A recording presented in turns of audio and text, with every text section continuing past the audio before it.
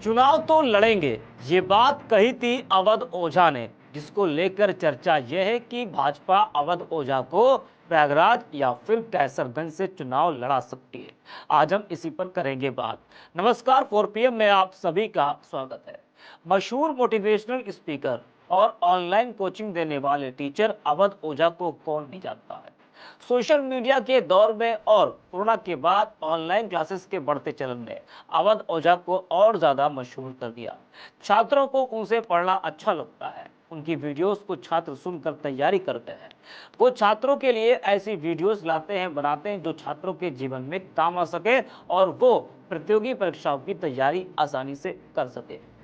उनकी बढ़ती पॉपुलैरिटी को देखते हुए राजनीतिक दलों ने भी अपना झुकाव उनकी तरफ करना शुरू कर दिया और कहीं ना कहीं अपनी लोकप्रियता को देखते हुए उन्होंने भी राजनीति में जाने का मन अब बना लिया है, जिसकी वजह से तरह तरह की चर्चाएं भी होने लगी। तमाम चैनलों में दिए गए इंटरव्यू में उन्होंने कहा कि उन्होंने ऐसी बातें की जिससे लगता है कि हाँ, उनका भी मन पूरी तरीके से अब है चुनाव लड़ने का। और एक इंटरव्यू तो मैं सुन रहा था, उसमें उन्होंने कहा था कि चुनाव तो लड़ूंगा, और आज वो सच साबित होता हुआ दिखाई दिया। चर्चा तब ज्यादा तेज हो गई जब अवध ओझा ने उत्तर प्रदेश के बीजेपी के 2 बड़े नेताओं से मुलाकात।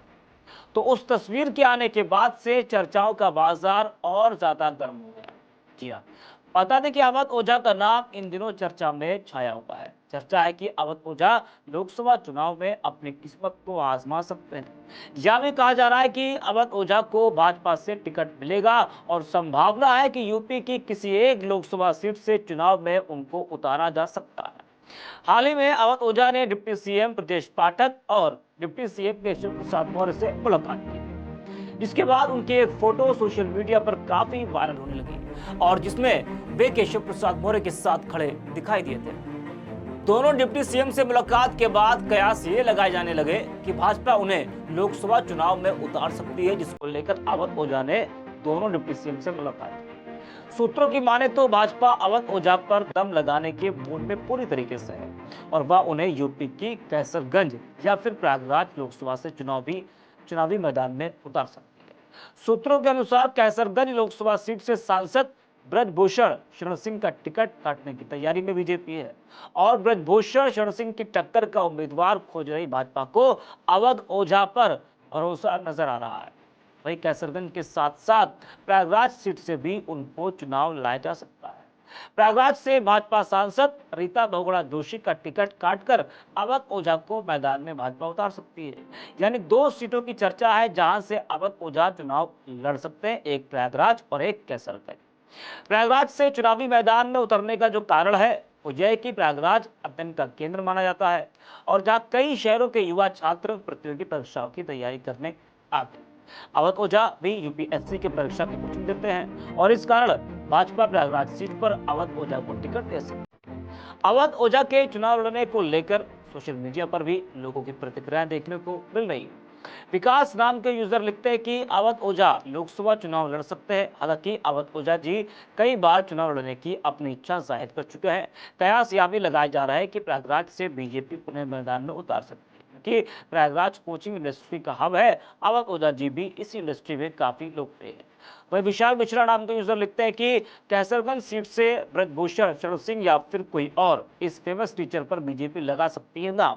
चर्चा तेज, ब्रजभूषण सिंह की जगह अवध ओझा को मिलेगा टिकट, सामने आई बीजेपी नेताओं से मुलाकात की। आज के समय में यूपी में ही नहीं पूरे उत्तर भारत में अवध ओझा एक जाना पहचाना नाम बन गया है। ऐसे में बीजेपी उन पर भरोसा दिखा सकती है।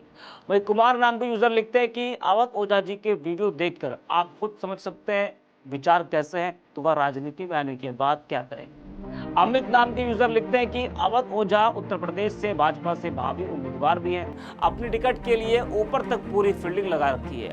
अनुज नाम के यूजर लिखते हैं कि अवध ओझा महान शिक्षक हैं, उन्हें राजनीति से दूर रहना चाहिए। ठाकुर ब्राह्मण की इज्जत करते हैं तो ब्राह्मण भी ठाकुरों के हितैषी हैं। अहंकार की भाषा किसी को शोभा नहीं देती। मैं बिज्जू दादा का बहुत प्रशंसक हूँ, लेकिन जब अटल बिहारी चुनाव हार सकते हैं तो बिज्जू दादा बहुत साधारण व्यक्ति हैं। अब ये बिज्जू दादा कौन है, किसकी बातें कर रहे हैं, ये भाई साहब जिन्होंने ये पोस्ट किया वही जाने। एक इंटरव्यू में उन्होंने कहा था कि जो है वो चुनाव लड़ेंगे, उन्होंने इच्छा ज़ाहिर की थी। अब देखना ये है कि आखिरकार भाजपा अवध ओझा को किस सीट से चुनावी मैदान में उतारती है, अगर बीजेपी उनको टिकट देती है या फिर अवध ओझा भी इच्छा जाहिर करते हैं चुनाव लड़ने की। तो इस तमाम वीडियोज़ को देखने का बने रहिए 14 के साथ।